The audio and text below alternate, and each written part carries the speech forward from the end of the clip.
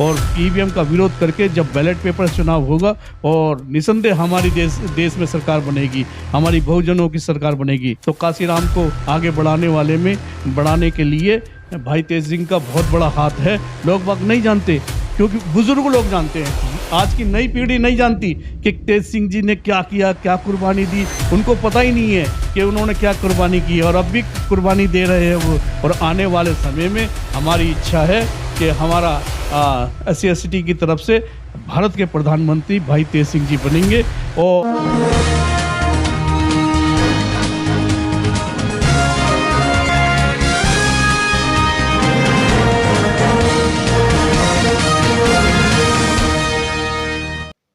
नहीं, पार्टी तो सभी जितनी भी हमारी लोकल पार्टियां हैं या छोटे छोटे राष्ट्रीय दल हैं, सभी मिलकर अभी गुजरात में एक प्रोग्राम किया था इसी के बारे में कि भाई सब एकजुट होए और आने वाले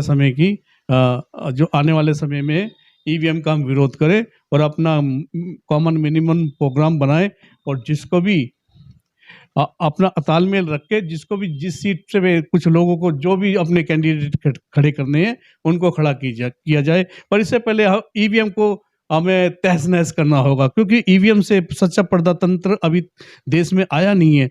जब तक ईवीएम रहेगी तो देश में प्रजातंत्र नहीं आ सकता, गुंडा राज चलता रहेगा। पहले कांग्रेस गुंडा राज कर रही थी, अब बीजेपी को मौका मिला है। और भारत में क्या है कि मैक्सिमम लोग अनपढ़ हैं, जिसका ये फायदा उठाते हैं। बाहर में ये ऐसे प्रजातंत्र ऐसे गुलाम बना हुआ नहीं है जो भारत के अंदर बना हुआ है। अमेरिका में देख लो प्रजातंत्र कितना हाई लेवल पर है, वहां की जनता कितनी शिक्षित है।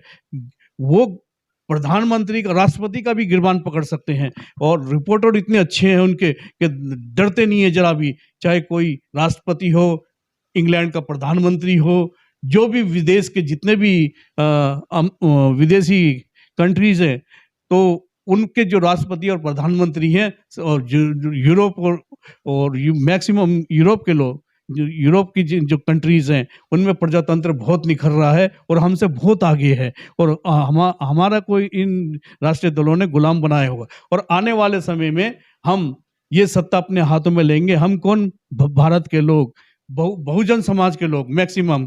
अब हमने ब्राह्मणवादी व्यवस्था देख ली और इसमें हमें गुलाम बना के रखा था आज़ादी के बाद भी, और हम आज़ाद नहीं हुए। हमारा प्रजातंत्र अभी तक स्वतंत्र नहीं हुआ।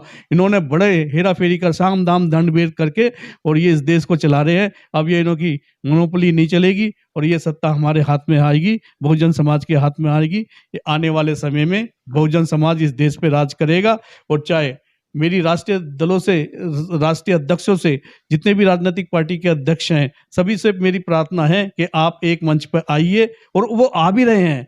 अभी अब क्या है, अभी कहाँ पर, ये India international centre, Islamic institute और ये लोधी रोड पे है, जो वहाँ पर भी मीटिंग हुई थी। और अब आने वाले समय में और मीटिंग हो रही है इसी बारे में। अब एकजुट होने के लिए और अपना भाई लोग बाग हमें कितने कैंडिडेट खड़े हैं उसके हिसाब से अब तय होगा कि जिसकी संख्या भारी उतनी उसकी हिस्सेदारी।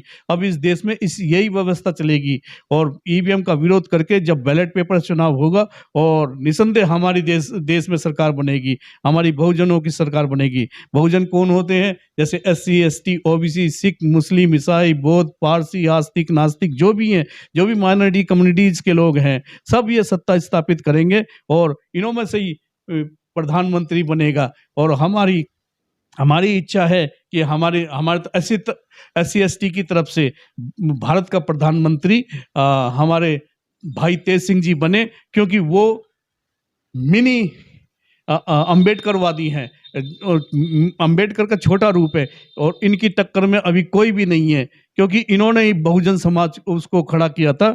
बामसेब को इन्होंने फंडिंग की थी, इन्होंने मैक्सिमम इनका योगदान रहा था। काशीराम जी के पास पैसे की कमी थी तो इन्होंने भरपूर योगदान दिया था, अपना सहयोग दिया था। तो काशीराम को आगे बढ़ाने के लिए भाई तेज सिंह का बहुत बड़ा हाथ है। लोग बाग नहीं जानते, क्योंकि बुजुर्ग लोग जानते हैं, आज की नई पीढ़ी नहीं जानती कि तेज सिंह जी ने क्या किया, क्या कुर्बानी दी। उनको पता ही नहीं है कि उन्होंने क्या कुर्बानी की और अब भी कुर्बानी दे रहे हैं वो। और आने वाले समय में हमारी इच्छा है कि हमारा SC/ST की तरफ से भारत के प्रधानमंत्री भाई तेज सिंह जी बनेंगे। और यही नहीं, हमें मौका औरों को भी देना है, जैसे मुस्लिम भाई हमारे, उनमें से भी कोई प्रधानमंत्री बन सकता है। जरूरी नहीं है कि भाई पहले हम ही बने, हम उनको भी मौका देंगे। ईसाई भी बन सकता है हमारे देश का प्रधानमंत्री, और जो भी पारसी जो समुदाय है उसका भी बन सकता है, बौद्ध समुदाय का भी बन सकता है। पर मौका अब सबको मिलेगा आपसी तालमेल करके, जब ये देश आगे बढ़ेगा और असली प्रजातंत्र आगे आ गया, और जब भी हम सुरक्षित रहेंगे, वरना हम सुरक्षित नहीं रह सकते। क्योंकि ये गुंडागर्दी हम देख रहे हैं अभी सही, हमारी बहनों को नंगा करके वो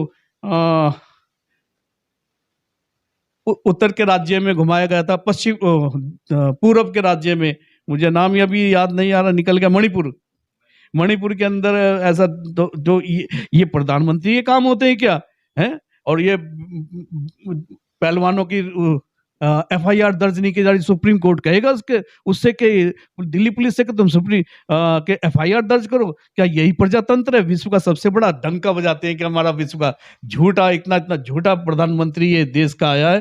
तो अब ये बर्दाश्त नहीं होगा। अब ये सत्ता बहुजन समाज के हाथों में आएगी, चाहे कुछ भी हो जाए। हम अपने प्राणों की बाजी लगा देंगे, हम ईवीएम के उखाड़ फेंकेंगे, चाहे हमें अपने प्राणों का बलिदान क्यों ना करना पड़े। अब ये आर पार की लड़ाई है।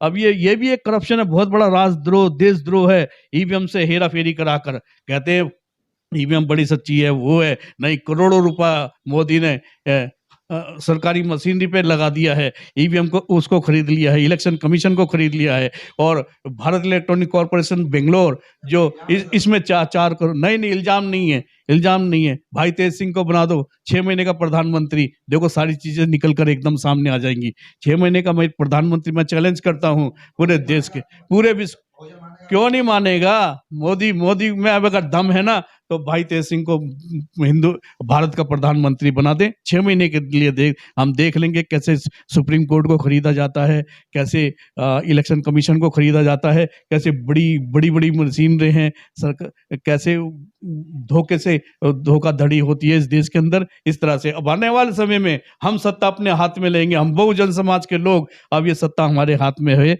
केंद्र की सरकार हमारी होगी, राज्यों में सरकारें हमारी होगी, केंद्र शासित प्रदेशों में सरकारें हमारी होंगी।